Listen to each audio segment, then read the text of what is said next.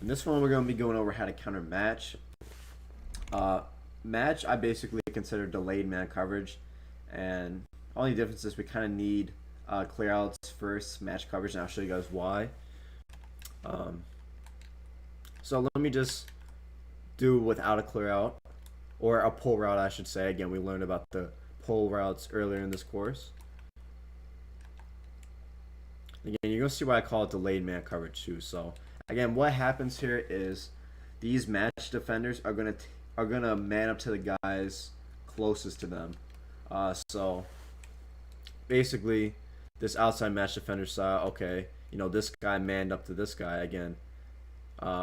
Again, this guy's like in a purple zone, so he's gonna take the closest guy. His closest responsibility is this receiver, so he matches onto him. And then this outside match defender says, okay, that guy, that slack guy, he has the smoke screen. So again, this outside defender is going to match up to the next closest receiver to him, who has no one on him. So again, what we need to do is we got to run off these matching zones, and we do that by, again, utilizing those pull routes. So again, we could do a play like this.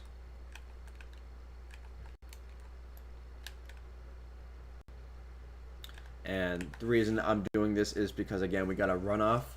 We want to run off the outside matching zone. Again, we want to make sure he has a receiver he's responsible for.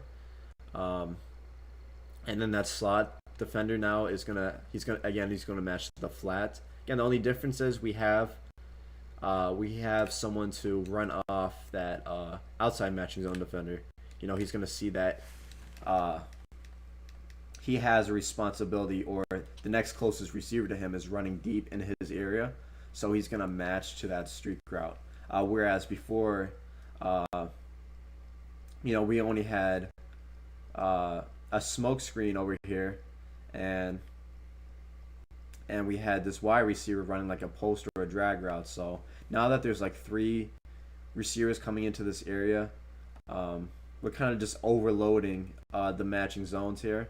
So again, this guy takes the closest receiver to him. The outside matching defender, again, he's going to take the receiver closest to him and run with him. And what happens here is, again, when you have these pull routes on the field, usually the deep zones are going to run with the clear out. And I can't explain why, truthfully, why this guy doesn't match onto the corner route.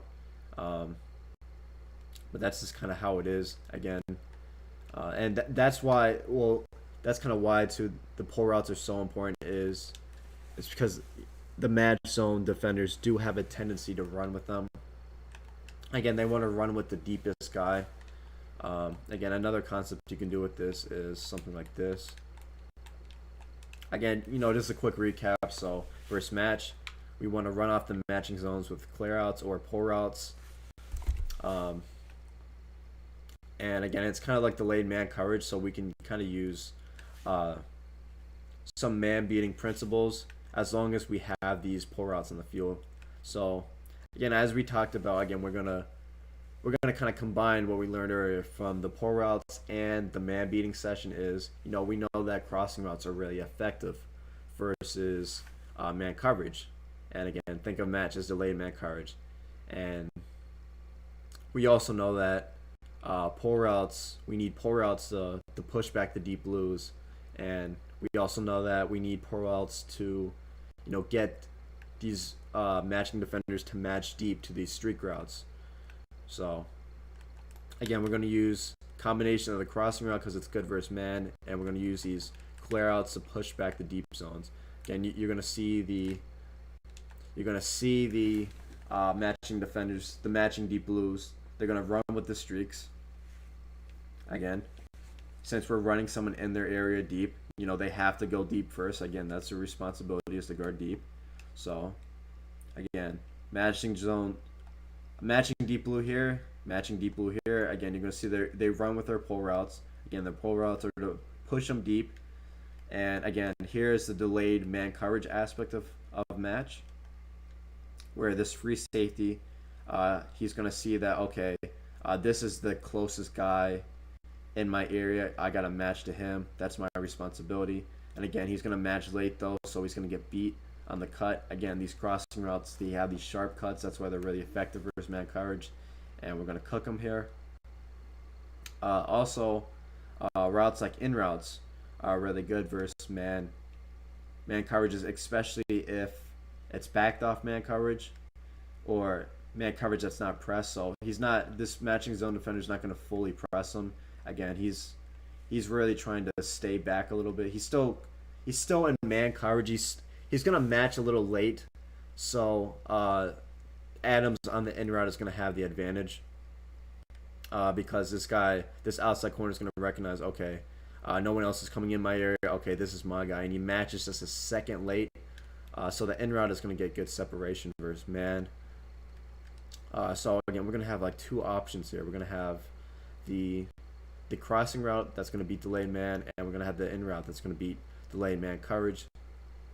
And again, also little introductory element to the route combo development and spacing course is, again, look at the space between the in route here and the crossing route. It's going to be really hard for the user to maneuver between both because there's about 20 yards of separation between our two main targets on this play.